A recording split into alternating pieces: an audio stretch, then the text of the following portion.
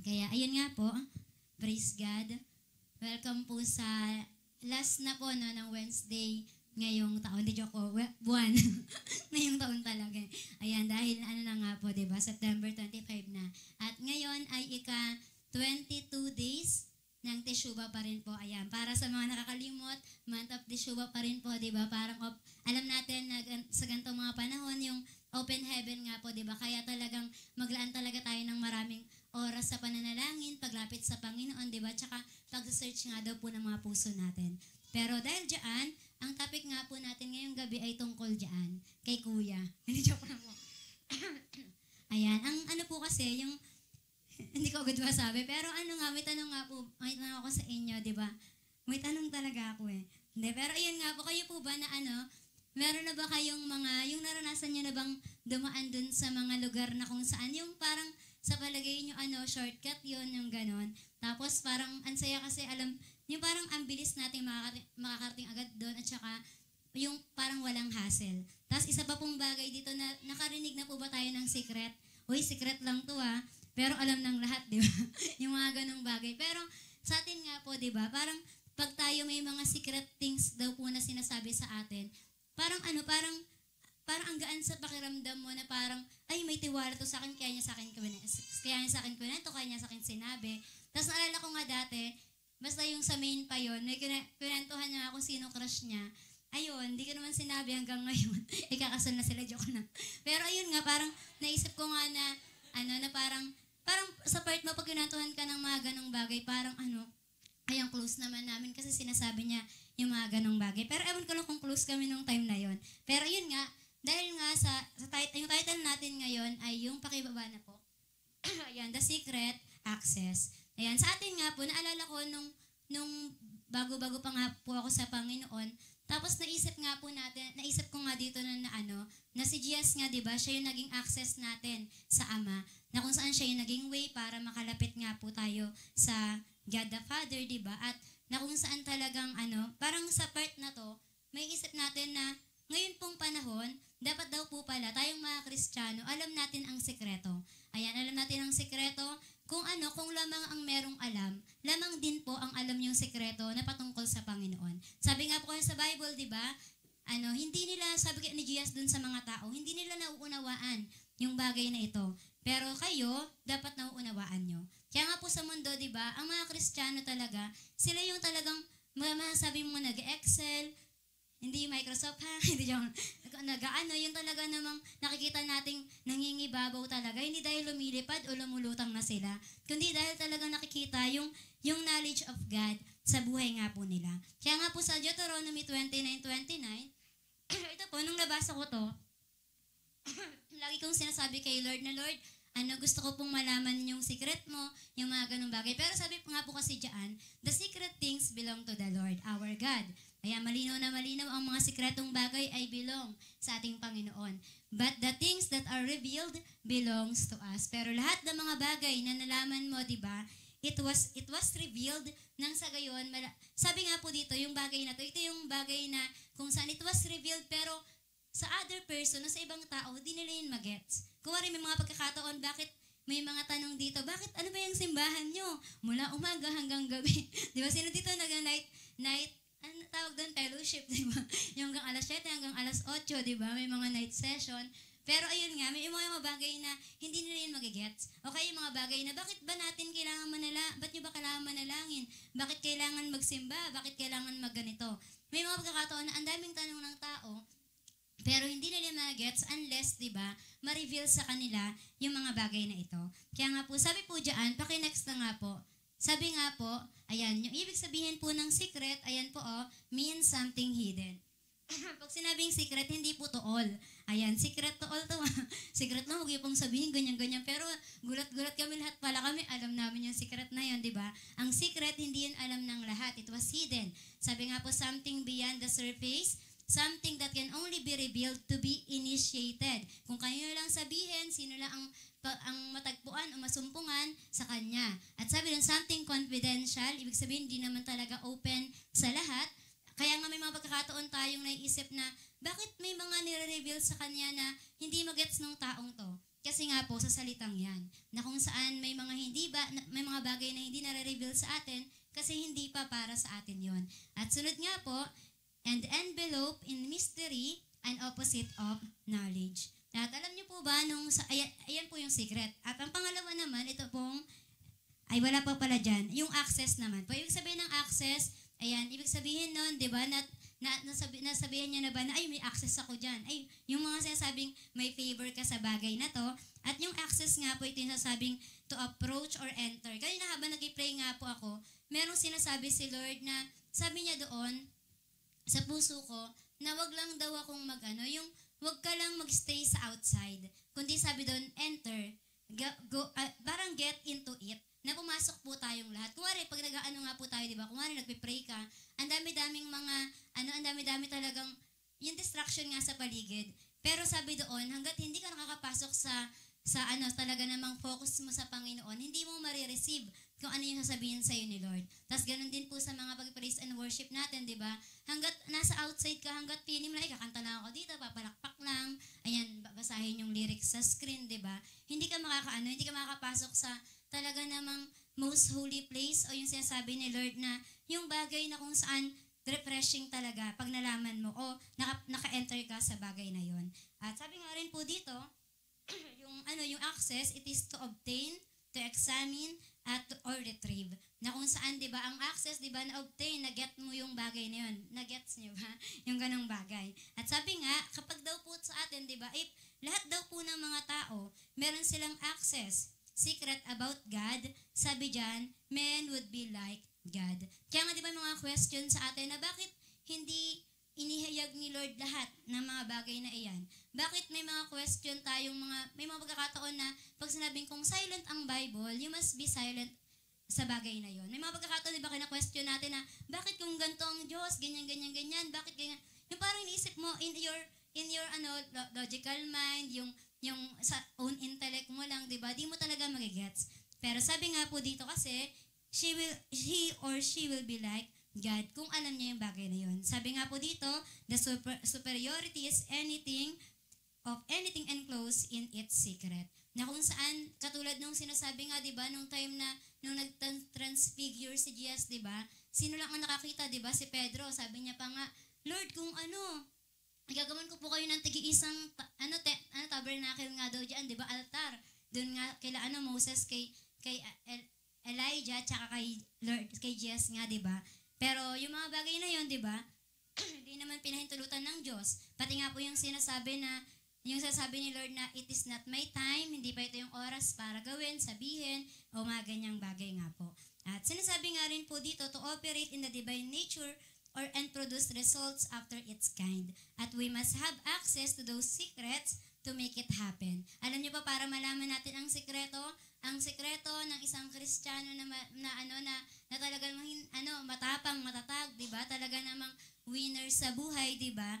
Ayun yung bagay na kung saan pag alam mo yung access mo sa Panginoon. At sabi nga po sa Psalms 25:14, sabi diyan, the secrets of the Lord is with them that fear Him. Ano daw po, na kanino lang ang sekreto ng Diyos, 'di ba? Kanino lang ipapahayag ni Lord, i-reveal yung sekreto niya, dun po sa mga taong may takot sa Kanya. That's why nga po kahit ang Ecclesiastes, di ba, anong sinasabi doon? Na ang duty ng man, sabi doon, is to what? To fear the Lord and to obey His commands. Kaya nga tuwing narinig ko yung bagay na yun, tuwing naaalala ko na dati, tinuro ko to sa care group, yung mga ganyan-ganyan. Dahil kung naaalala, talagang mahalaga na magkaroon po talaga tayo ng takot sa Diyos. Mamaya malalaman po natin bakit. And He will show them His covenant. Lahat ng mga matakot sa Diyos, ipapakita ni Lord ang alin, yung promises niya nga, di ba? O sabi nga doon, hindi ipapakita, kundi sabi nga, talagang ma-obtain natin. We will receive it by our faith. At sabi nga po dito, so even though people can never gain knowledge of the secret things that belongs to the Lord, they did have access to what is clearly revealed in His Word about who He is and how He wants them to live. Kaya nga po, di ba, si Lord, ang totoo, parang nung sa Old Testament, di ba, sinasabi nga doon na talagang, na-conceive, o kaya sinasabing mysterious si Lord, di ba? Yung sinasabi nga po na tinig pa lang niya, di ba, talagang nawiwindang na yung tao pag pinakinggan. Hindi nga nila talaga nakita ang Diyos, di ba? Pero pagdating ng New Testament, di ba, si Jesus naman talaga nahahawakan, nalapitan, natatabihan, di ba? Kasama ng mga disciple. Na kung saan sinasabi nga po kasi dito, di ba? Na sabi po diyan that access to what is clear. Ano pong sabi ni Jesus, di ba? Kung nakikilala nyo ako, nakikilala nyo ang Ama. Kaya tuwing, di ba, inaaral natin sino si Lord, ano ang attributes ni Lord, ano ang nature niya, di ba po? Nalalaman natin na iyon nga po, at the same time, di ba, si Jesus. At sunod nga po, sinasabi rin dito na ang secret nga daw po, di ba, it is the condition we're asking or for the secrets is necessary, sabi dyan, for yung sinasabi nga daw po na ito nga pong secret na to, it was an access, di ba, na parang tayo, di ba, pag may alam tayong bagay sa kanya, yung iba sinasabi, iba pang blackmail ko to sa kanya, di ba? Yung mga, ay, kaya crush mo, Jess.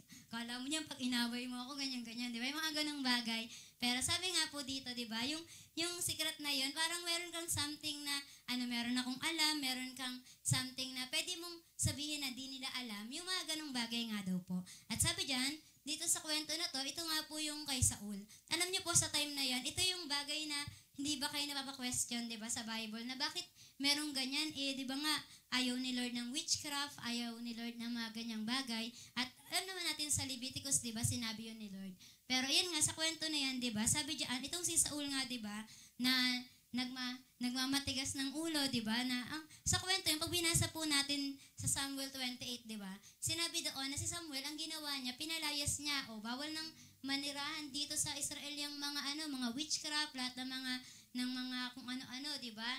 Yung, ang tawag sa kanila, basta yung gano'n, alam niyo naman yung witchcraft, di ba? Basta yung mga magician, kung ano-ano nga po. Tapos after nun, nung time na andyan na yung mga Pilisteo, di ba? Nag-inquire, sabi dito, and Saul inquire to the Lord. Pero anong nangyari? Wala po. Hindi siya sinagot ng Panginoon, naging silent si Lord. That's why, ang ginawa niya, di ba, naghanap siya ngayon ng kung sa panahon natin ngayon, ano kaya magiging future ko, di ba? Pupunta ng Baclaran, kaya po.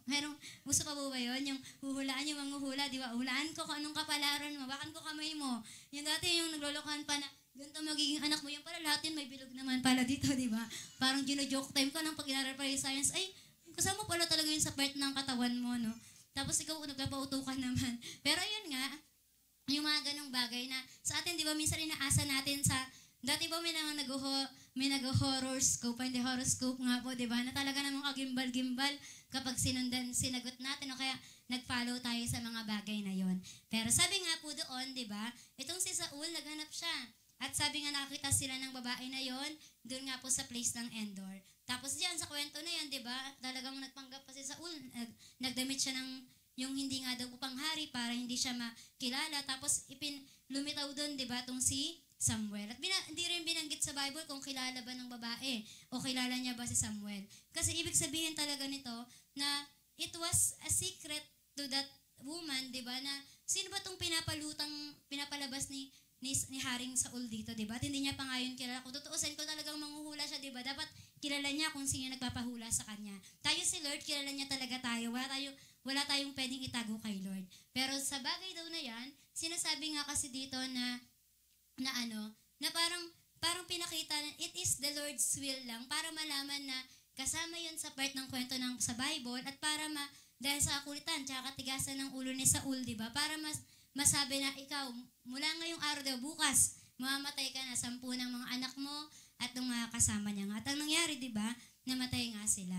At sabi nga po dito, bakit ganon? Bakit may mga pagkakataon na, bakit si Saul, inilisan na siya ng Diyos? Dahil nga po na wala na kay Saul yung yung takot sa Diyos. Yung mga pagkakataon na pag tayo we are sabi doon, going to our own way, minsan hindi naman talaga God's way, di ba? Minsan own way na lang. Ay, ipinipilit mo na lang. Di ba yung mga pagkakataon na tinuturo sa atin na, wag muna ha, wag muna mag-love. Pero dahil, own way tayo, di ba? Tutuloy natin, kahit estudyante pa tayo. May mga ganung pagkakataon, di ba? Ay, kayo, kasi ako hindi naman, kaya pwede. Ay, joke lang. Kaya sabi nga po dito, di ba?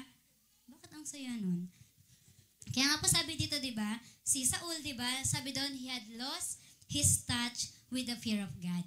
Nawala na siya ng takot sa Diyos. Kaya pala, pag may pagkakataon na tayo, hindi na daw po tayo sumusunod kay Lord, kabahan na daw po tayo kasi baka meron na tayong fear of God. At sabi doon that yung secret ni Lord, di ba, yung i-reveal sa atin ni Lord, hindi natin daw po yun mare-receive unless we obey. Tandaan po natin yun ha.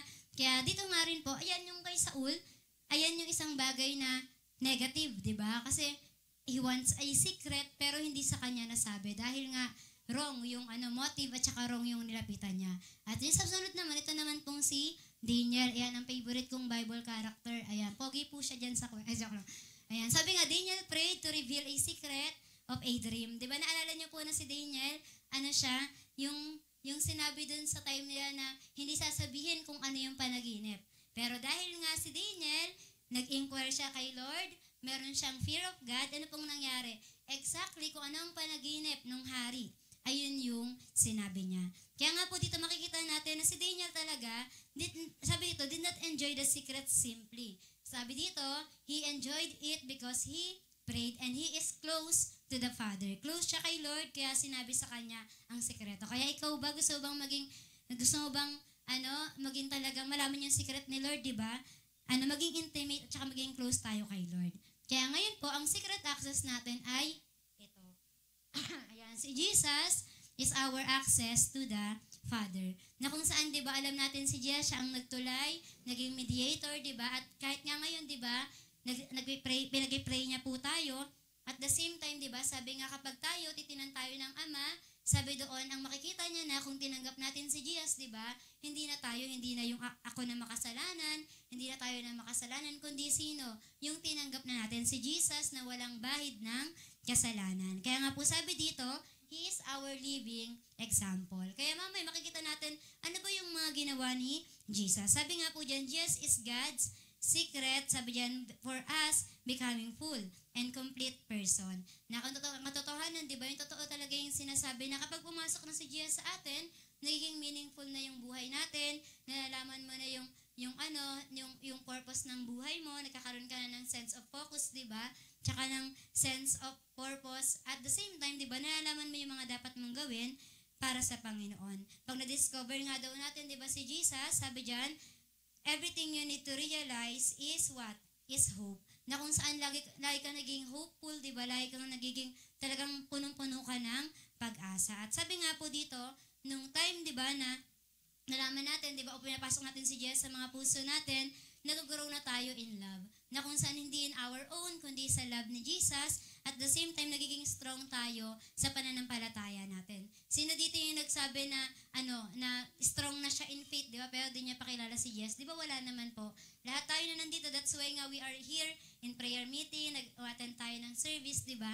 Kasi we are longing na mas makilala pa si Lord, talagang maranasan yung presence ni Lord, di ba?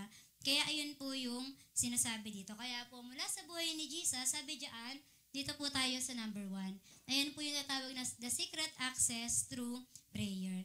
Tayo po, di ba, tuwing nag-pray tayo, may mga bagay tayong hinihiling kay Lord, may mga bagay tayong nakikita na saksihan through sa mga pag-pray natin. Bakit? Sa powerful na Lord, na Diyos, di ba, na meron tayo. Kaya nga po sa next diyan, ito nga pong si Daniel, di ba, ay wala na pala. Sabi nga doon, si Daniel nga po, di ba, sabi diyan, sa Daniel 2:22b, sabi, it is He who reveals the profound and hidden things. May mga prayer ba tayo na, Lord, i-reveal niyo naman po sa akin yung kalooban niyo. Di ba may mga pagkakataon na hindi naman talaga biglang sa prayer mo, di ba, ito ang mangyayari sa ito ang magiging buhay mo. Di ba hindi naman po talaga ganon? Kundi sabi diyan, meron po kasing kasama yan. Pero mamaya pa po yun.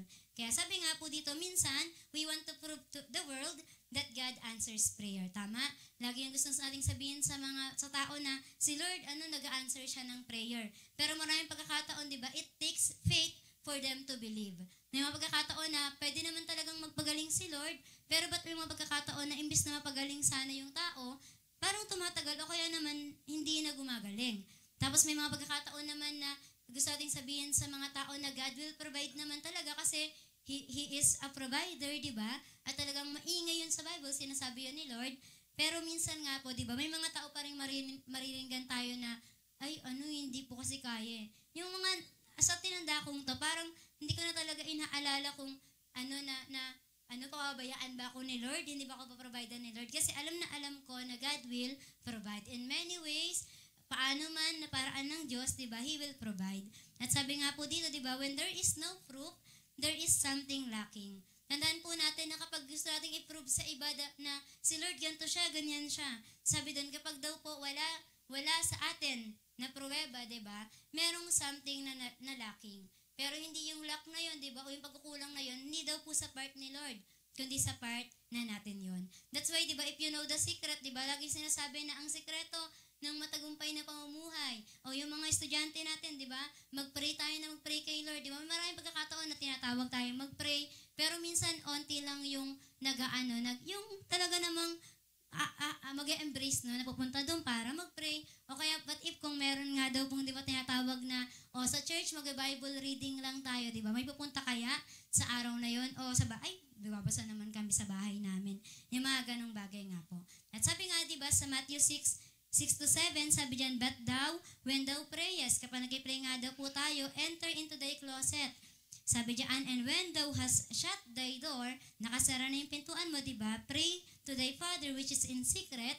Sabi dyan, and thy Father which seeth in secret shall reward thee openly. Na makikita talaga natin na depende yun sa private life, sa pamumuhay mo talaga na makikita mo kung paano kikilos ang Panginoon. Sabi nga po dito, many people know the importance of prayer but didn't pray. Maraming pagkakataon, di ba, na lagi namang sinasabi, mahalaga yung prayer o welcome sa prayer meeting kung saan ang ating panalangin ay tinutugunan ni Lord. Pero makikita mo ang ilan, di ba, o hindi ko alam kung ano yung mga ginagawa natin, di ba, pero yung one hour ka palang pray, o nasa labas na, wala na agad, o kaya saglit lang, di ba, na ang dami-dami mong gustong ipag-pray. Kaya kanina talaga, na ako sa part na pag nasa likod ka talaga, makikita mo yung mga tao. Pero dahil nga pag-focus ka talaga, kaya dati may mga nakatabi talaga ako dyan sa likod, nawawala sila kasi siguro di sila makapag-focus. Kasi talaga naman tatayo, bubuksan yung pinto, pati nga tumutunog pa yan, di ba? Pero pag-focus ka nga kasi sa Panginoon, hindi mo na makikita yung mga nasa paligid mo. Kapag sabi doon, when you get into it. Kapag wala ka na sa outside, wala ka na sa outer place na yun, di ba? Talaga namang makakapag-pray, makakapag-focus ka doon. At sabi nga po, di ba, when we pray, many people, sabi dyan, know the importance. Pero if we pray daw po, 90% is to bless me. Laging pray natin, Lord, pagpalain niyo po ako. Lord, tulungan niyo po ako sa exam ko. Ay, Lord, wala na, mag-exam na sa Friday. Di ba, Friday lang ba o Thursday start? Ay, iba kasi Friday, Saturday eh. Pero ayun nga, di ba? Pero ayun lang daw yung ginagawa. Kaya sabi nga po dito, we're talking, we're speaking, but there is no proof that the people will attract by Him. Na pwedeng sabihin natin, mag-pray kayo, mahalaga ang prayer meeting. Mag-pray kayo, mag-prayer marathon tayo, prayer day tayo. Mahalaga, so on and so forth, diba? Pero sinasabi nga po dito na may mga pagkakataon na bakit hindi na-attract yung mga tao. Ako, I thank the Lord sa bilang nga po natin sa prayer meeting kasi nag-attendance nga po ako, diba? Parang ang totoo talaga, nasa 30 lang yung hindi yung upuan na, yung mga naupo sa mga upuan kasi nasa 89 yan. Kaya pag naubos po yan, may sabihin nasa 89 tayo lahat. Kaya parang ngayon, di ba, parang ilan lang yung mga bakante. Pero nung mga nakaraan, di ba, nung mga nakaraang buwan, di ba, ang dami niyang bakante. Kaya salamat kay Lord. Dahil ngayon, nalalaman na natin yung kahalagahan nga po nito. At sabi nga po, di ba, Jesus, teach us to pray. Yung sinasabi nga po, di ba, ano ang example ni Jesus sa atin? He become our access for us to see an example. Na mismo si Jesus, di ba, na hindi naman po niya kailangan mag-pray, pero bakit po siya nagpe-pray? Kasi alam niya sa loob niya, alam niya sa sarili niya na nasa earth siya, di ba? Bilang person, di ba? 100% na God and person po siya. Pero at the same time, He wants pa rin to acknowledge the God the Father sa buhay niya. Na kung saan ganun din po tayo, di ba? Na parang tayo, yung lagi ko pong di nakakalimutan talaga, na kapag di na ako nag-pray, ibig sabihin mayabang na ako, kaya ko na sarili ko, yung mga ganong bagay. Tapos dapat nga yung prayer, di ba, talagang as normal as your breathing. Di ba, humihinga ka pa ba? Di ba, buhay ka ba? Dapat ganun din daw po ang prayer sa atin. Kaya nga po sabi diyan, di ba, sa Matthew 6:9-13, ito yung pinag-pray na Our Father in Heaven, hallowed be thy name, di ba, thy kingdom come, thy will be done on earth as it is in heaven, and so on and so forth. Kayo na magbasa. Tapos sabi nga po dyan, di ba, yung Our Father in Heaven, every time daw po pala na nagpipray tayo, we enter, saan daw po? Sa pag-honor kay Lord, sa pag-pray sa Kanya, sa pag-worship sa Kanya. Di ba sa umaga, o kaya tayo sa devotion natin, di ba? Sino dito yung pag nagde-devotion, o bago nga siya mag-devotion, di ba, kumakanta talaga siya kahit napakaganda ng boses niya, di ba, talagang nakanta siya para kay Lord, di ba, kasi si Lord yung nakikinig, kaya thank you kay Lord, di ba, yung mga turo sa atin na hindi naman yung tinig mo, yung pinapakinggan niya, kundi yung puso mo, di ba, kaya naman kampante kang sumigaw-sigaw dyan, di ba, pero ayun nga, every time po nag-pray pala tayo, kasi we honor the Lord, we praise Him, we worship Him, tsaka di ba talagang nagkakaroon yung mouth mo, di ba, you uttered, words of praise talaga, words of worship, tsaka talaga namang honor para sa Panginoon. At itong pangalawa, yung sabing Thy Kingdom Come, sabi nga po dito na minsan may mga pagkakataon na kalimutan na daw po nating ipag-pray yung mga personal need natin. Alam niyo po yung pagkakataon na kung hindi mo naman talaga na pag-pray sa sarili mo yung mga bagay na to, pero dahil nagpe-pray ka na nagpe-pray, yung dinadagdag ni Lord, minsan may mga bagay, dati meron po, nung nagtatrabaho ko, hindi naman talaga ako nahiling ng laptop kay Lord kasi hindi ko naman yan kailangan. Whiteboard lang naman yung kailangan namin dun sa school. Pero binigay niya nga po. Yung parang yung pagkakataon na ganon. Tapos sinasabi nga din po dito, di ba, na ang ipag-pray daw po natin, kung ikaw daw po, o tayo, Kristiyano tayo, mahalaga daw po yung sinasabing, Thy Kingdom Come, Thy Will Be Done. Na ibig sabihin nga po na ang pinag-pray natin, yung salvation ng mga tao, yung, di ba, yung sinasabing, kailan sinabi sa atin na na-evaluate daw po ba natin yung mga sarili natin na ano kaya yung pag-evangelize ko? Ano kaya yung pag-share ko? Improving ba to? O steady lang? Yung mga ganun ba, mabilis ba? Mabagal? Talaga bang merong pag-usad sa Panginoon? Na kung saan nga daw po tayong mga tao, kapag ikaw talaga nagpe-pray, tandaan mo, ikaw po yung nagiging answered prayer. Kaya minsan siguro may mga taong hindi na lang nagpe-pray. Naalala ko po yun na pinag-pray ko yung mga classroom, mga section. Sabi ko, Lord, nawa po magkaroon na magtuturo sa Nagkatrabaho po ako ng time na yon. Kaya pinag-pray ko lang na may mga ilabas si Lord, di ba? May mga humayo-hayo doon, di ba?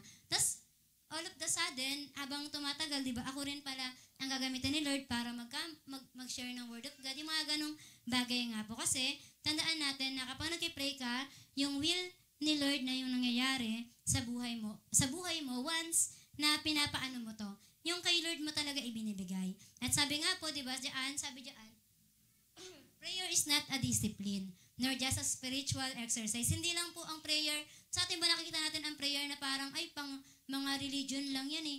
Pray ka dun, tapos, talaga namang papakabanal ka dun, talagang maayos, yung itsura mo, talaga namang kalmadong. Alam niyo yung mga nag-yoga, yung ganon.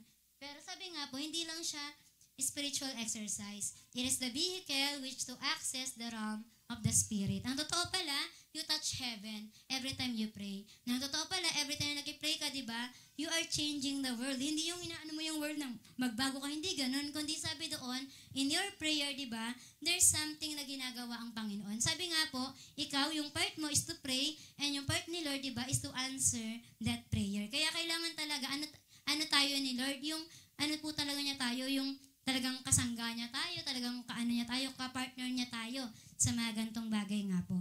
At sabi nga po, madalas, we desire it in our own self, di ba? Pero yung desire daw po, hindi po ito makakatulong kung hindi ka mag-start. Ayan, yung lagi nating sinasabi na, ngayong araw, ako. Kumari, wala naman talagang gawain sa church. Pero sinet mo sa sarili mo na, mag-pray ako ngayong araw sa church, di ba? Sabi doon, yung desire na yon, hindi pa yun yung pinakatutulong. Kundi sabi doon, it is an starting point na yung nagka-desire ka, tapos nung ginawa mo na, doon yung pinaka-big help. Sabi nga, desire is good and how to access. Pero remember, when you pray. Paano daw? When we pray. Hindi laging pwedeng sabihin natin na Lord, gusto ko pong may maligtas. Yung gusto mo lang, pero wala ka namang ginagawa. Maraming tayong marinig na ganun yung, meron nga po akong plano, may ganito, ganyan, ganyan. Pero kung hindi naman mo ginagawa, 'di ba? Sabi doon, hanggang plano lang po 'yun, 'di ba? At yung plan, 'di ba? Hindi daw 'yun lang maganda kung plano lang 'yun. Dapat maging totoo. Si Lord nga, 'di ba? Hindi lang siya dream maker, 'di ba? Kundi dream fulfiller din po siya. Ayun, joke lang, may naalala kasi ako sa pillar. Ayun, tapos sabi nga po dito, 'di ba?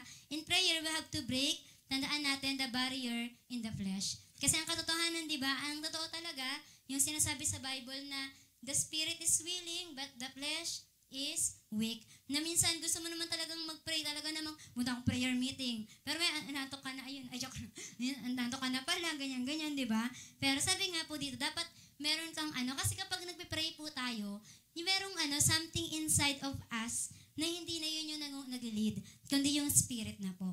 At sabi nga dito, sabi nga po sa di ba, sa yung desire daw po, it was manifested and prayer become reality. Una, dinesire mo lang, di ba?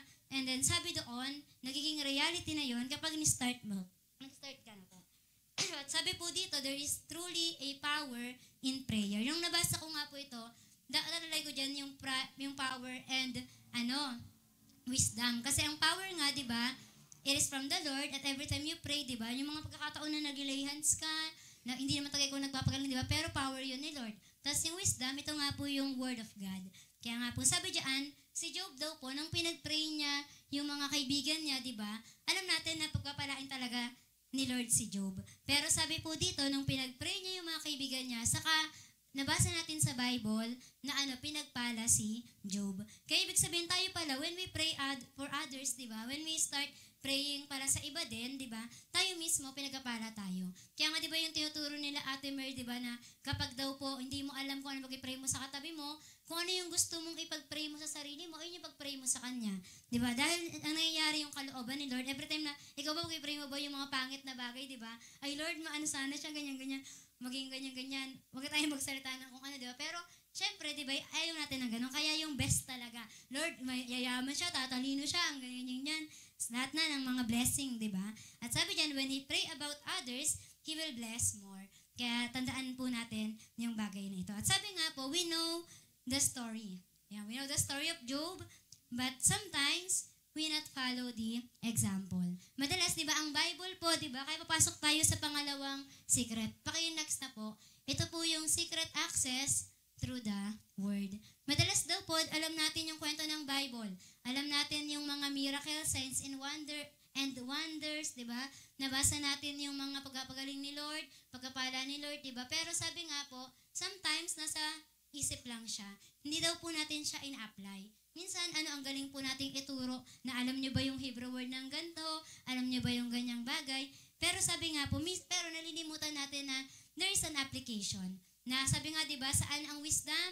Pag in-apply na po natin. Sabi nga po dyan sa John 5:39, you search the scriptures because you think that in them you have eternal life. And it is that they that bear witness about me. Ito yung sinasabi ni Lord, ni Jesus na na kung saan tayo nga, 'di ba, inaano natin na ang Bible, ito talaga ang secret, 'di ba? Yung sinasabi sa Joshua 1:8, 'di ba, na para maging victorious, successful, tsaka prosperous yung buhay nga po natin. Pero sabi nga po nang iyan, sa next nga po, sabi diyan, all these things was written for our learnings and doings. Hindi lang daw po ito sinulat para masabihin lang natin. 'Di ba? Yung sinasabi sa Bible na i-bless niya tayo, yung sasabi sa Bible that you are loved, that you are forgiven, that the Lord is merciful. Minsan nasasabi lang po natin, pero hindi natin ma-apply minsan sa mga sarili natin. Kaya ngayon, tandaan po natin, it is written for our learnings and doings. Kaya start from now, di ba, na mag-decide na po talaga tayo na once na pag nagbabasa ako ng Bible, talaga namang isa sa puso ko na yon. Talagang, ang prayer mo lagi, yung sabi nga po, pag nabasa mo yon, dumating po ba tayo sa punto na pag nabasa mo yung verse na yon o yung chapter na yon, biglang nasabi mo kay Lord na, Lord, gawin niyo po akong ganito, tulungan niyo pong maging ganyan. Tapos, talagang may action kang gagawin. Yung ganun nga daw po. Sabi niya, it is our benefits. That's why ang mga tao, di ba, kapag mapagbasa talaga ng Bible, mahilig din mag-pray. Ayan, di ba, may mga pagkakataon na malalaman mong, wala nang ang Bible, wala pang prayer, kasi yung malalaman mo yun sa tao, kapag nakita mong, hindi mo maintindihan ano bang gusto niyang gawin sa buhay niya. Tapos yung alala ko lang nung Sunday na, nung sinabi ni Rachel sa light group niya, na meron nga kami, yung sa Bible reading nga, basta parang sa isang month yun, naka 30 chapter ata siya, 1 chapter a day, yung parang kinomfort na lang namin sarili namin na, baka nagawa siyang devotion.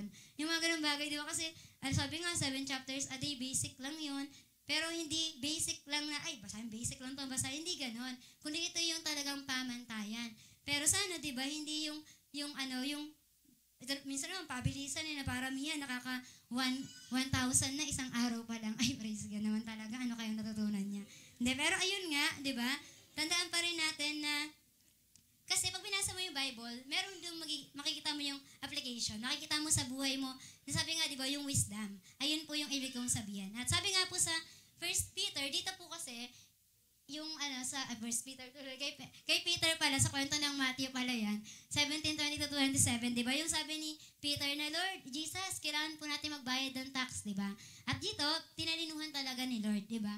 Sabi, pwede naman daw, ang sinabi ni Lord, sige, pumunta ka sa dagat, kumuha ka ng wallet fish, di ba yan? Nang ganun, ang huli ng isda, tapos ibig nun, di ba? Meron daw coin, tapos ay mabayad sa tax. Kaya ayun, sa instruction ni Lord, di ba, sinunod yun ni Peter.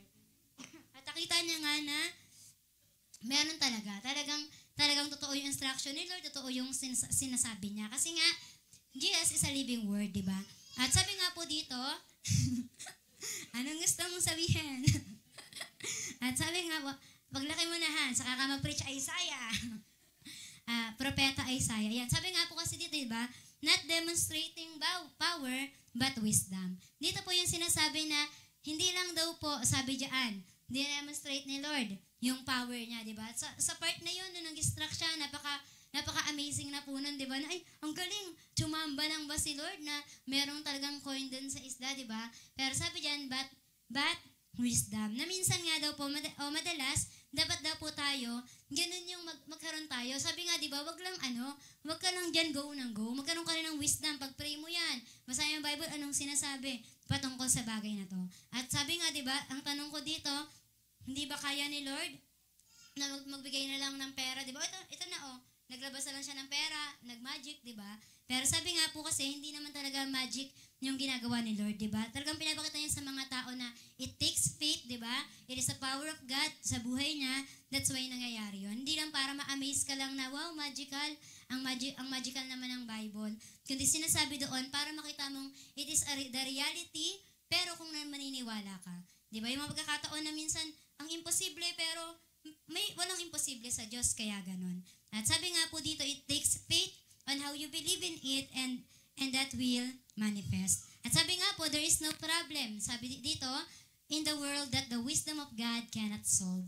Ang katotohanan, di ba, napakarunong ng Diyos, napakamaalam niya, di ba? That's why yung ways nga ni Lord, di ba, higher than ours, di ba? Even yung thought ni Lord or yung mind niya, di ba? Talagang higher sa atin, di ba? Na hindi mo talaga ma-comprehend.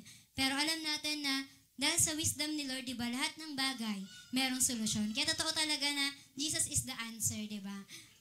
For the world today. Amen. Ayan. At sabi nga po, di ba, ang word na sinasabi natin dito is life.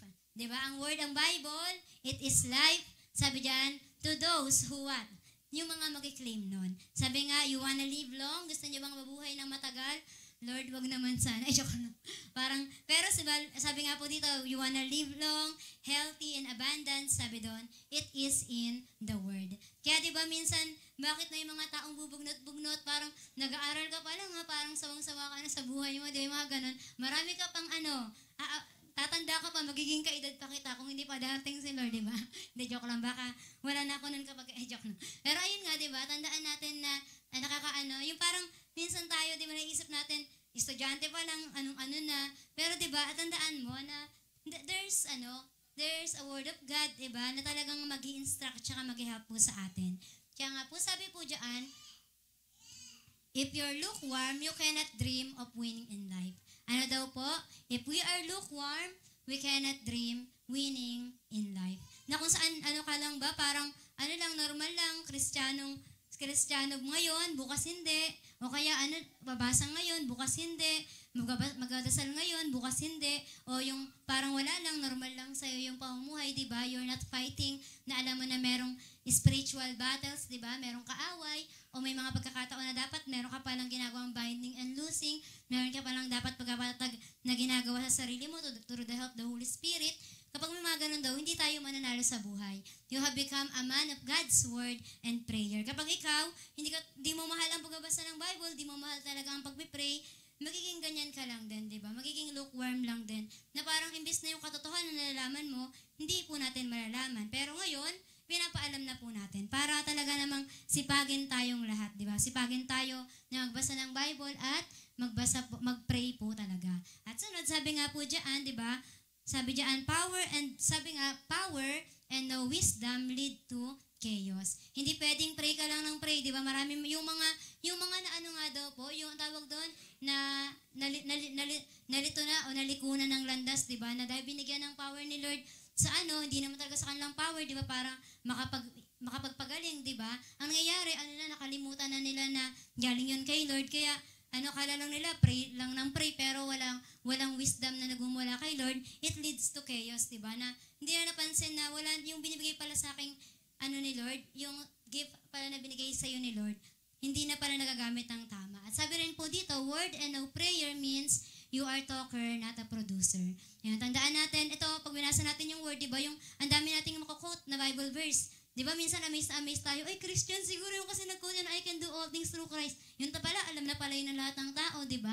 Yung mga ganong bagay. Kasi sabi diyan, pero no prayer means you are talker, not a producer. Kaya tandaan nyo, gusto nyo bang to win in this life, di ba? Sabi doon, pray and read the Bible. Na kung saan you must be fruitful. Dapat makapag-produce, di ba? Hindi yung salita lang po ng salita, pero wala naman palang hindi walang fruitfulness dun sa ginagawa. Sabi niya, we need power or prayer and wisdom of the Word of God. Kaya nga po sabi ngayon, sa gantong pagkakataon, di ba, na ituturo sa atin na month of Teshuvah nga, di ba? Kaya nga po sabi dito, genuine heart for repentance, para malaman daw po natin yan, we know dapat yung Bible.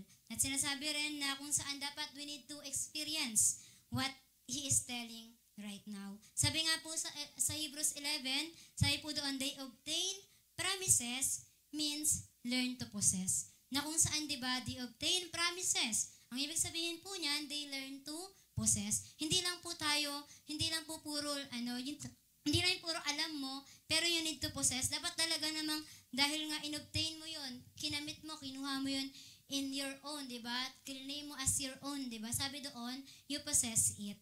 Kaya pangatlo po, di ba? Ito na po yung the secret access through the Holy Spirit. Sabi nga po diyan, lahat ng yan, di ba? Kung wala ang Holy Spirit, nagbabasa ka, nagpe-pray ka, mapapagod ka lang din. Wonder why? Bakit nagbabasa kang Bible?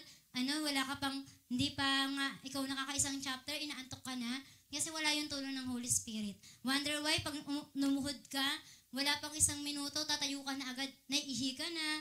Yung sinasabi nga, meron siyang UTI, hindi po to sakit ha, yung upo, tayo, ihi, hanggang alas 5 na, okay, tapos sa prayer day, di ba? Yun na yung ginawa mo, di ba? Minsan, may mga ganun daw. Wonder why, bakit? Kasi, we don't ask the Holy Spirit to lead us. Na kung saan, kailangan mo talaga, kasi kailangan natin ng Holy Spirit lahat, para hindi tayo maliko sa binabasa natin. Minsan, di ba, bakit daw may mga iba't ibang religion na lumalabas? Kasi may nabasa lang sa Bible na isang verse, pinanghawakan na yun. Akala nila tama na lahat ng mga human mindset nila, di ba? Intellect nila. Hindi nila alam, hindi naman pala yun yung meaning na sinasabi. Kaya nga po, sabi nga po diyan, sa John 14:16, di ba? And I will ask the Father, and He will give you another advocate to help you and be with you forever. Sino daw po? Ang Holy Spirit, siya ang magtuturo po sa atin. That's why, di ba, we need the Holy Spirit. Na sinasabi nga po dito, di ba, it is impossible to live victorious without the help of the Holy Spirit.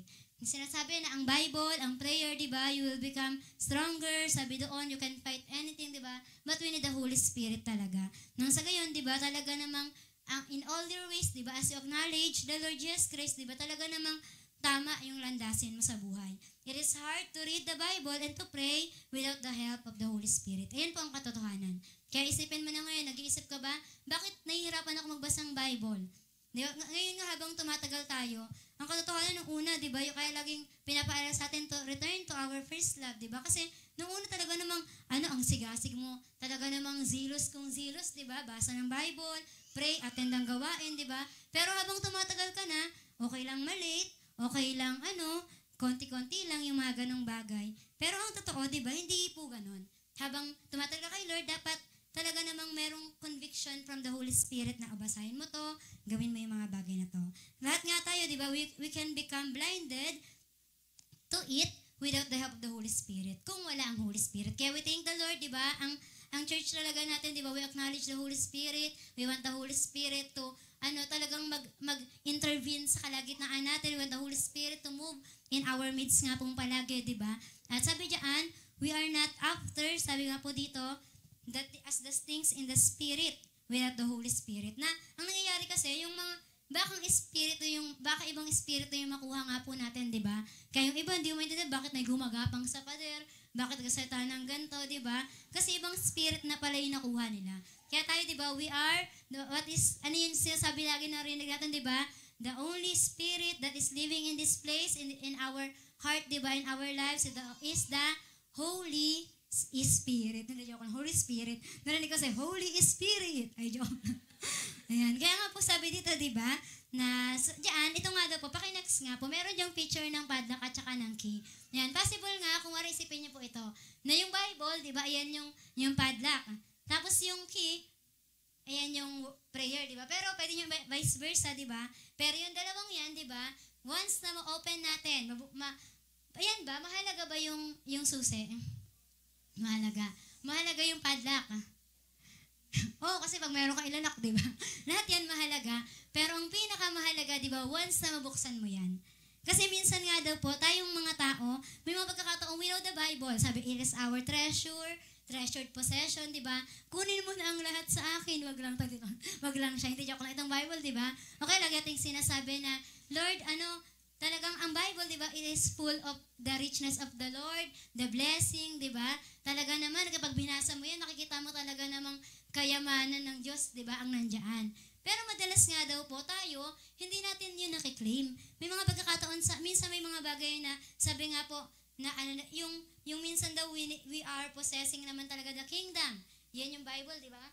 Si Lord Jesus Christ, di ba? The Father, di ba? Sabi diyan, the abundance, the breakthroughs, the richness, the power, the joy, peace, healing, wealth, etc. Na kung ano ang hilingin mo sa Ama, nakukuha mo yun, di ba? In the name of Jesus, ayun yung sinabi. Pero may mga pagkakataon na we are lacking. May mga pagkakataon, bakit parang hindi mo mag-gain o hindi mo makuha yung bagay na yun. Sabi po kasi dito, di ba, merong palang hindrance. Sabi diyan, yes, the Lord says that you can possess it. Totoo namang sinabi ni Lord. Ano nga pong sabi lagi sa atin? Believe. Di ba? I-claim nyo na to. Pero yung magkakataon, claim ka na, Lord, thank you po sa ganyan. Tapos kinabukasan, nalimutan mo na yung mga claim mo, di ba? Naranasan nyo po yun? May prayer meeting talaga, Lord, salamat po sa ganito, ganyan. Talaga namang todong tontuwa ka talaga, di ba? Talagang claim mo yun. Pero kinabukasan, nawala sa iyo lahat ng mga kiniklaim mo, di ba? Kasi nga po, wala yung continuous na faith. Yung sinasabi nga po dito na, hindi mo alam, Lord, nagpipray naman ako, anong key? Kaya tatlo yung key na yan. Kasi minsan, may magkakataon na, oo, mahalaga yung keys na yan, di ba?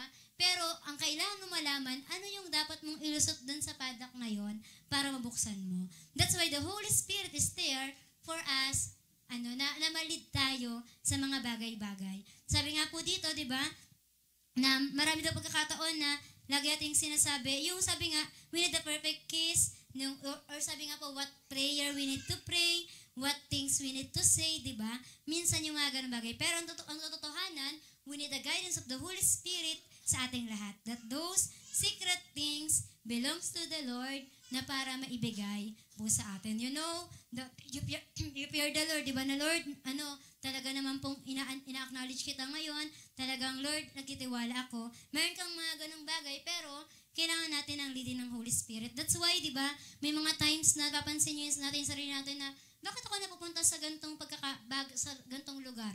Minsan nag-pray ka naman na, Lord, dalhin mo naman po ako sa ganto. Minsan may mga wrong ways na napupuntahan tayo. Hindi naman talaga si Lord nagtuturo ng wrong. Lagi nga pong sinasabi sa amin, bakit ko naaalala yung hindi naman talaga rejection yan, di ba? Malay mo, nire-redirect ka lang ni Lord, hindi naman talagang problema yan, kundi malay mo, out from that problem, di ba, may tinuturo sa atin si Lord. And we need the Holy Spirit para mapagtagumpayan natin yung mga bagay na yan. At ngayon po, di ba, pwede nyo rin sabihin na, paulit-ulit na lang yung tinuturo sa amin, magbasang Bible, mag-pray. Syempre, nasa church kayo. Baka sa school nyo, hindi ka tuturuan doon mag-pray, di ba? Pero tandaan nyo nga po, tawa kayo pero tandaan nyo nga po, di ba, na sabi ko dito, hanggat hindi natin totoong na ginagawa to, uulit at uulitin natin to. Kasi ito talaga yung dapat nating malaman. Ano ang sikreto para hindi ka dyan lulugmok-lugmok? Ano ang sikreto para hindi ka dyan babali-balisa, di ba? kasama natin ang Diyos, di ba? Kailangan mo si Lord, kailangan natin ang presence niya at ang matutunan kung anong tinuturo niya po sa ating lahat. Sabi nga po dito, we want to succeed in life and to know the secret. And sabi nga po dito, we want you. Ako pala yung nagsasabi niya. Siya pala. Siya mismo, hindi ako. Ayan, to succeed in life and to know the secret. Sabi nga po, not to be a talkers of faith, but doers. Kaya nga sabi sa James, ano daw po dapat tayo? Hindi lang po tayo, listener lang, di ba? Kundi dapat, you must do. We must do it nga po, di ba? At sabi nga, we lack understanding and knowledge that the Holy Spirit only could help. Ang sino lang po makatulong? The Holy Spirit. We know the scripture, we recite it, di ba? We tell, and sometimes we impress others. Minsan, ang galing naman niya mag-recite. Minsan, memory verse, di ba? Talaga namang memorize, di ba? Pero sabi nga po dito, but we lack understanding. Yes, we attend every services. Oo, lagi tayo na-attend ng service. But we really need is the help of the Holy Spirit. Kaya nga, di ba, ang church na hindi talaga buhay ang Diyos, di ba? It is a dead church, di ba? Na kung saan di naman talaga totoong nag-live doon as si Lord. At sabi dyan, and we need the Holy Spirit to unlock that sealed lacking our success. Di ba? At totoong success, hindi po ito yung kayamanan na lagi yung sinasabi, pag mayaman, mapera, mayroong magandang background, di ba? Bank account, may kotse, ayun ang success. Ang success pa talaga, ang success sa buhay, di ba? Ay ang malaman mo kung ano ang purpose mo sa buhay at makita mong you are living in the grace of the Lord, in His richness and fullness. Ayun po ang totoong success. Kaya kahit magtrabaho ka dyan, kung hindi mo alam ang totoong purpose mo at anong buhay mo, mawawala. Kahit anong aral mo dyan, di ba? Kung hindi mo alam ang purpose mo, hindi mo malalaman, masaya pa lang mag-aral, masaya pa lang maglingkod, masaya pa lang magtrabaho, masaya pa lang gawin ang mga bagay-bagay. That's why you need to know na parang kuwari, ako alam ko talaga sa sarili ko kung ano yung pinapagawa sa akin ng Panginoon. Kahit sabihan pa ako ng mga tao na ganito gawin mo, ganyan-ganyan, oo, pwede ako makinig sa kanila, maganda yung mga sinasabi, pero you need to listen kung ano yung voice ni Lord, kung ano yung sinasabi niya talaga sa buhay mo. Saan ka masaya? Kay Lord, si Lord yung magsasabi nun sa'yo, di ba? At meron na pong picture, sa last na lang dyan, di ko alam kung last ba talaga, pero next na lang po. Ayan, merong isang businessman, ang ginawa niya nga po, i-invest niya lahat ng kayamanan niya, ng pera niya, dun sa isang product, o yung chemical nga daw po na product. Tapos all of a sudden, yung marketplace, biglang nag-shutdown. Talaga namang, biglang, wala lahat ng mga bagay-bagay. Kaya ang ginawa niya, he cried out to the Lord, cry, and beg. Nasabi niya, Lord, tulungan niyo po ako. Tapos iyak siya ng iyak. And then one day, ang ginawa niya nga, di ba, habang ginagawa niya na umiyak siya kay Lord, humihingi ng tulong, basta ilang araw yun, yung ganun siya, pero lugmok pa din siya. Kasi nga, na-disappoint siya yung lahat ng in-invest niya. Tapos sabi nga po, naglalakad siya, nakita siya ng bookstore. Hindi naman po sinabi ito, at narinig niya ang tinig ni Lord, pumasok ka sa bookstore. Hindi po ganon. Kundi pagpasok niya doon, Christian naman po kasi siya, tapos kilala niya rin po si Kenneth Hagin. Kinuha niya yung libro ni Kenneth Hagin, binasa niya po yun. Tapos sabi niya, and then one day, sabi niya po sa asawa niya, I know the secret. I have a key of that secret. That's why ang ginawa nila, they prayed together. Di po kasi sinabi dito kung ano yon. Pero sabi niya, they prayed together. This time, it is not about crying. Sabi niyan, and begging. It's the power of prayer and wisdom of the word, and God move by His own words. Ano daw po, si Lord mismo yung nag-move sa sarili niyang mga sinabi. Na mga pagkakataon, di ba tayo ng iyak. Dapat daw po ang Kristiyano, hindi tayo laging, yung parang lagi kang talunan, lagi na lang hagulgol, lagi hagalpak sa iyak, di ba? Hindi laging ganun ang buhay ng Kristiyano. May mga pagkakataon, umiiyak talaga tayo pag nasaktan tayo. Mga pagkakataon na, pero araw-araw ba ng prayer meeting, lagi ko naman ingay mo sa iyak, di ba? Araw-araw ba ng Sunday, di ba? Ayun na lang lagi nating iyak. Parang may mga pagkakataon na you need daw to fight. Kailangan alam mo ang Word of God. Alam mo ang pagkakataon kung kailan ka magasabi sa kaaway na lumayas ka na kasi wala kang karapatan sa buhay ko. Hindi yung lagi ka na magabig, lumayas ka na parang awa mo na nahihirapan na ako. Hindi daw po ganun ng Kristiyano.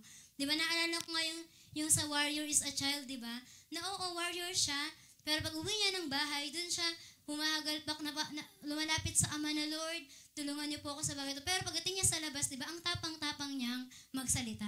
Talaga naman kung ang kaaway, inaapi siya, pues di siya papape. Di ba? Kung may mga pa-baby girls, di ba, na hindi magkapatalo, dapat daw tayo yung tayo nagkapatalo pagkakasalo sa mga bagay na ginagawa ng kaaway, it is not always, sabi, crying and begging. Sometimes, you need to stand up and to let the enemy to go out sa buhay po natin. Kaya nga po sabi sa 2 Peter 1:3, His divine power has given us everything. Ano daw po? His divine power has given us. Sinabi po na ibigay na. That's why has everything. We need for a godly life through our knowledge of Him who called us by His own glory and goodness. Kaya nga po sabi diyan, di ba? Alalahanin mo nyo yung naka-highlight, di ba?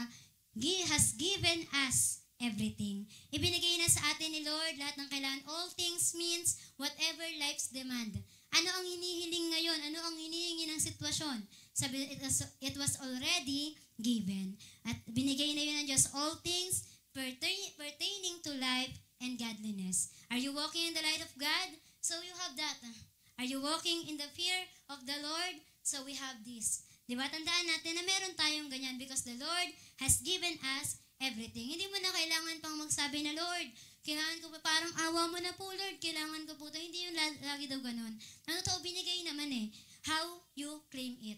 Kung ikaw nga daw yung anak, di ba, ng isang mayaman, hasyendero, di ba? Sasabihin mo ba nung namatay na yung tatay mo, mana mo naman talaga yun?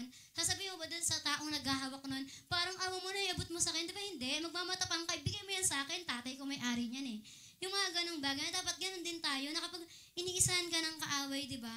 You have the access, you know the word, you know how to pray, and you know the Holy Spirit ay tutulong sa atin. That's why, di ba, ano daw ang hindrance? Why am I not successful in life? Or minsan, bakit hindi ako nakakapagpatuloy? You don't know the purpose of your life. Because lack of knowledge by the help of the Holy Spirit. Di ba, may mga pagkakataon na hindi natin nalalaman. Maraming tao, di ba, dahil nga they perish because of lack of knowledge. Hindi nila alam na ganito pala, dapat pala, claim ko yung dapat sa akin. That's why they perish, di ba? Kaya ang kaaway, ang demonyo, tuwang-tuwa siya every time na naiisahan niya tayo. Ang katotohanan, ikaw ang tagapagmana, you are the co-heirs, di ba? With Jesus, pero minsan yung kaaway, ninanakaw yun sa atin, hindi man lang natin agawin na talagang, ikaw kaaway, ikaw demonyo, di ba? Tituro yun sa atin, di ba? Ibalik mo ng 7 times lahat ng mga kinuha mo sa akin. Sabi po dito, di ba? Maraming intelligent na tao, pero they don't know the true wisdom. And alam mo kung ano ang lamang mo, meron kang access. And that is the Holy Spirit, that is the Jesus Christ, di ba? Si Jesus na nasa atin, di ba? Through the Father. At sabi nga po dito, di ba? Many people read the scriptures, but no understanding. That's why we need to pray. Di ba minsan, may magkakatawa, basa kang Bible, Lord, the Holy Spirit, tulungan niyo po ako maintindihan yung Bible. Hindi lang gusto mo lang for the sake na may palagay sa Bible reading. Sunod po, Scripture says, di ba? Sabi po ito ni Paul, open the eyes of my understanding. Kasi madalas, di ba, yung physical eyes mo, hindi mo nakikita yung spiritual eyes, hindi mo nakikita yung spiritual realm, di ba, na meron palang ginagawa si Lord sa'yo, pero ikaw, nakatingin ka lang kung ano lang yung nandiyan sa paligid mo, di ba? Minsan nakala natin, blockage lang yung nandiyan, pero you don't know na anday palang angels ni Lord, di ba, natutulong sa atin. That's why we need to always pray, di ba, na Lord, open the eyes of my understanding, open my spiritual senses, for me to know ano yung mga ginagawa mo po. At sabi nga po dito, ignorance is killing many Christians. Not knowing how to pray, how to grow in God, how to produce the results in life. Marami kang mababasa pag nag-google ka, paano yung 7 steps to ganyan. Paano yung mga ganito to be successful Christian. Mababasa mo yung mga yon, pero unless you learn the process and claim that, yun dun mo po malalaman yung bagay na yun. Sometimes, sabi nga dito, di ba, ang kailangan lang talaga natin bumalik po sa Bible o basic ng buhay. Maraming pagkakataon nga po, parang minsan maano ka talaga sa pagkakataon na kahit ako mismo, di ba, dahil nauso na yung cellphone, nauso yung mga gantong bagay na, minsan magugulat ka bakit may mga tao, instead na binabasa yung Bible, they keep on scrolling, di ba, their phones. Minsan, tinatawag na nila yung phone nila na Holy Bible, ay holy phone, di ba?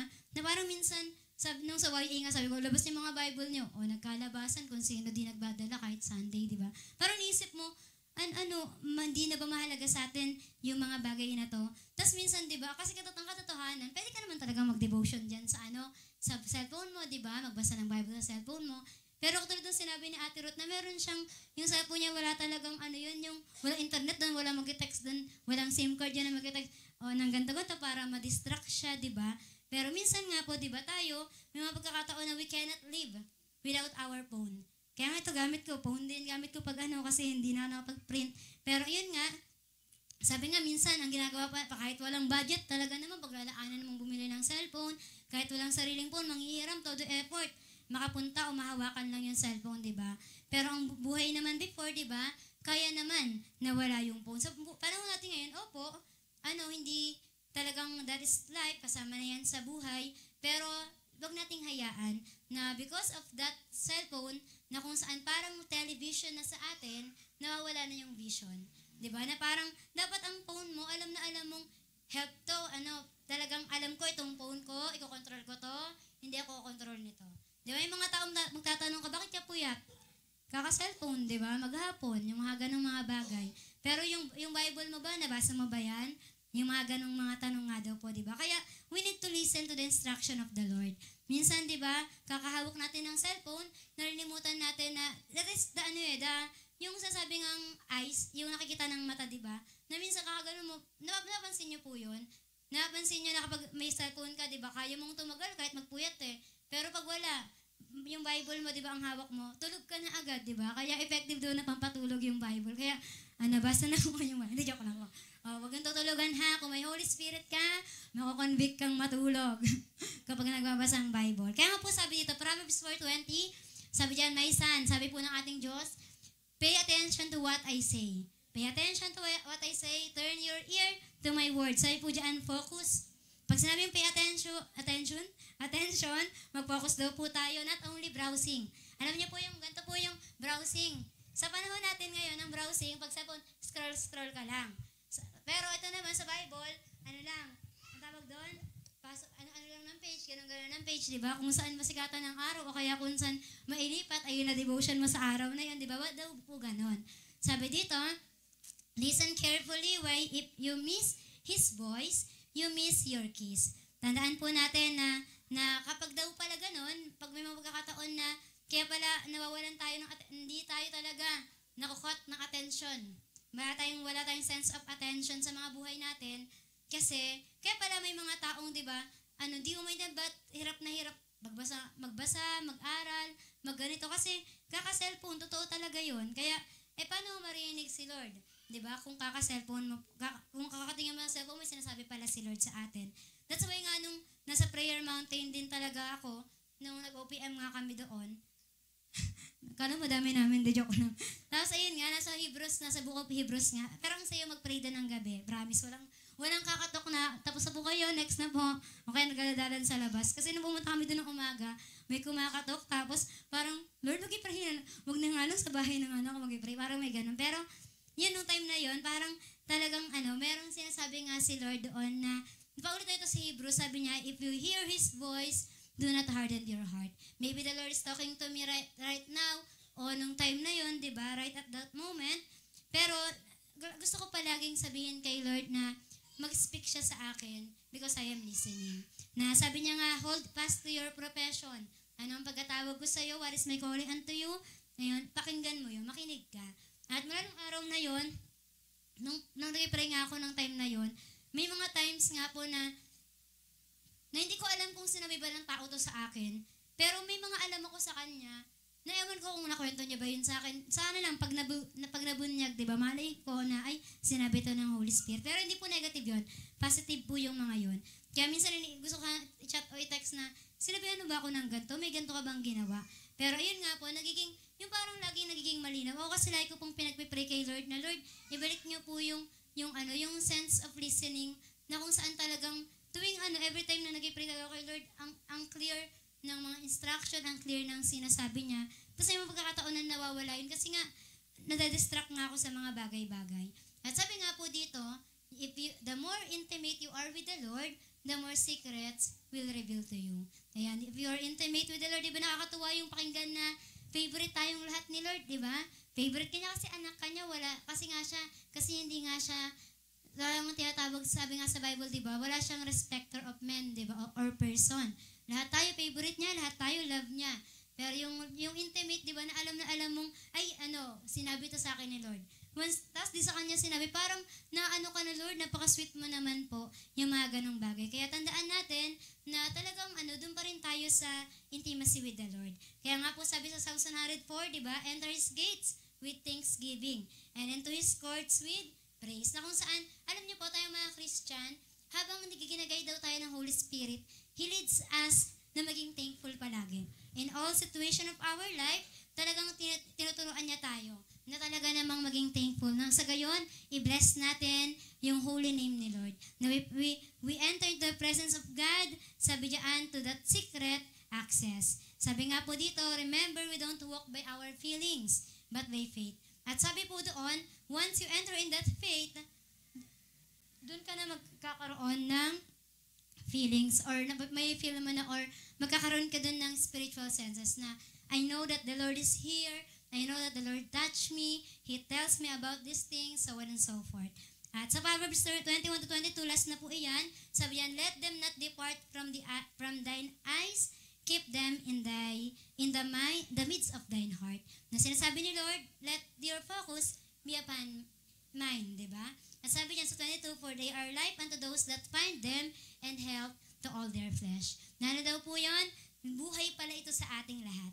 That's why, di ba, intoxicated with the Word of God makes people around you talk about you. Hindi para pagchismisan ka ha, kundi sabi niyan, talk about what happening in your life is truly amazing. Ayan, naranasan niyo na po yun, yung parang sinasabi na, anong meron sa Kanya? Bakit ganito kumilos si Lord sa buhay niya? Because we have the secret access from the Lord. Kaya yun lamang po, to God be